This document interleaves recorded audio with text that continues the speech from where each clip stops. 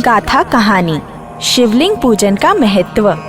ऐसा माना जाता है कि इस कलयुग में भगवान शिव साक्षात विद्यमान हैं और उनकी आराधना और पूजा करके कुछ भी पाया जा सकता है। भगवान शिव के बारे में सुनना, उनका भजन कीर्तन करना और उनको मन से स्मरण करना तत्काल फल देता है। लेकिन ये भी माना जाता है कि जो भक्त इन तीनों विधियों से शिव की आराधना न कर सके, वो शिवलिंग की स्थापना कर उनकी पूजा से उनको प्रसन्न कर सकते हैं। इसी लिंग पूजन को लेकर बहुत समय पहले की एक कथा है कि एक बार ऋषियों ने सूत जी से पूछा कि भगवान शिव की ही लिंग की पूजा क्यों की जाती है और देवताओं के लिंग की पूजा क्यों नहीं होती। आखिर शिवलिंग की पूजा और शिवरात्रि का संबंध क्या है।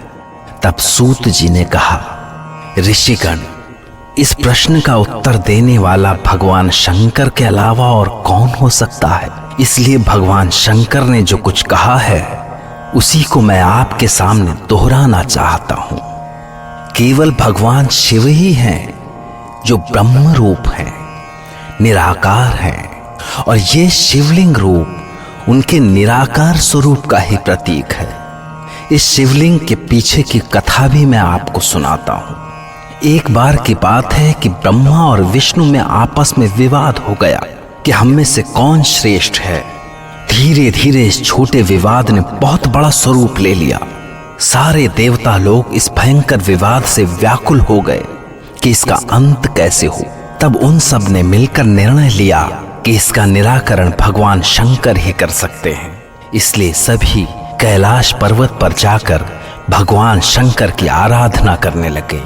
तब भगवान शंकर अपने ध्यान से बाहर आए और उन्होंने देवताओं से उनके वहां आने का कारण पूछा। देवताओं ने उन्हें ब्रह्मा और विष्णु के विवाद की बात बताई।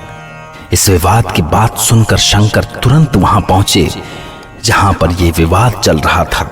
भगवान शंकर ब्रह्मा और विष्णु के बीच अग्नि स्तंभ के रूप में प्रकट हो गए। उस अग्नि स्तंभ में इतनी ऊंचाई थी कि उसका कोई और छोर भी ढूंढना मुश्किल था। ब्रह्मा और विष्णु ने उसका और छोर जानने का बहुत प्रयास किया, पर उन्हें इस ज्योतिर्मय लिंग का न आदि पता चला और न अंत। उस ज्योतिर्लिंग के सामने स्वयं को इतना छोटा पाकर विष्णु और ब्रह्मा का घमंड चूर चूर हो गया, पर वे समझ नहीं सके कि ये अनंत स्वरूप आखिर है कौन। पर तभी ब्रह्मा और विष्णु को उस ज्योतिर्लिंग से ओंकार की ध्वनि सुनाई दी। इस ध्वनि को सुनकर वे दोनों जान गए कि ये लिंग साक्षात शिव का ही स्वरूप है और उन्होंने शिव को प्रणाम किया, उनकी पूजा की। तभी भगवान शिव वहां प्रकट हुए। उन्होंने कहा कि आज का दिन बहुत महान है और आज की ही ये महान तिथि महाशिवरात्रि के नाम से विख्यात हो मेरे लिए परम पूज्य होगी। आज के दिन जो भी मेरी पूजा करेगा उसे मनवांछित फल की प्राप्ति होगी। उसी दिन से महाशिवरात्रि के पर्व पर शिव के भक्त उनका पूजन करके पुण्य प्रसाद प्राप्त करते हैं। ओम